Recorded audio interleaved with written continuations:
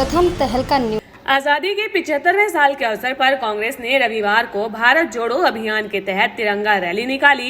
इस रैली में गन्नौर विधानसभा के गांव जौहरी से जो आरंभ हुई, हरियाणा विधानसभा के पूर्व अध्यक्ष कुलदीप शर्मा के नेतृत्व में काफी संख्या में कार्यकर्ता हाथों में तिरंगा लेकर भारत माता की जय के नारे और देशभक्ति के गीत गुनगुनाते हुए रैली में शामिल रहे।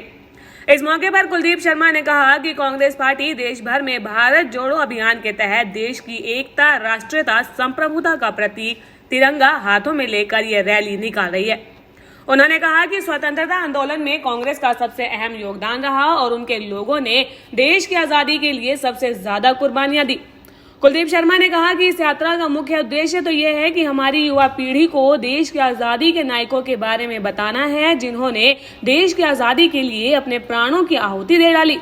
उन्होंने कहा कि आजाद देश में आज हम आनंद ले रहे हैं, वो योद्धाओं और शूरवीरों के बलिदान की वजह से है।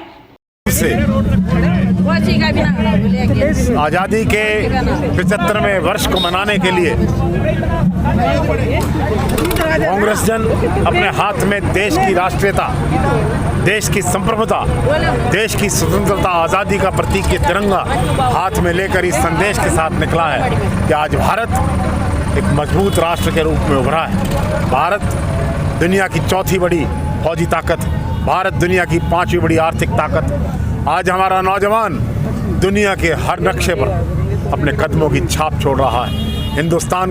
हिंदुस्तानियों को हिंदुस्तानी होने का गर्व ये प्रदान करने वाले, इन 200 साल की गुलामी की जंजीरों को काटने वाले कांग्रेस के नेता महात्मा गांधी, बाल गंगाधर तिलक, पंडित जवाहरलाल नेहरू, लाला लाजपत राय, नेताजी सुभाष चंद्र बोस, सरदार पटेल, लाल बहादुर शास्त्री, बाबू जगजीवन राम, उन सब को, और जिन्होंने अपनी फांसियां खाई, भगत सिंह, राजगुरु, सुखदेव, चंद्रशेखर आजाद, अशफाकुल्लाह खान, बिस्मिल्ला, राम प्रसाद बिस्मिल, उन सबको, उन कुर्बानियों को, उस इतिहास को याद करने का दिन है। बड़े गर्व से आज हम कांग्रेस के लोग इस झंडे को लेकर आगे बढ़ रहे हैं। तो आज ये यात्रा कहाँ से कहाँ तक है? ये जौहरी से पुरखास गांव तक जाएगी।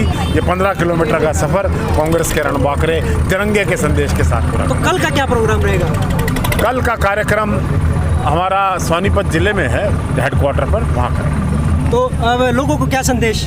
मैं यही संदेश दूंगा कि आप देश के इतिहास को देखें, देश कैसे आगे बढ़ा, कैसे आज़ाद हुआ और आज़ादी के बाद हम कैसे आगे बढ़े, किसका योगदान है आज़ादी में, किसका योगदान है देश के निर्माण में, इस बात को याद रखें। और एक ही नक्शा सामने आएगा, वो है कांग्रेस पार्टी।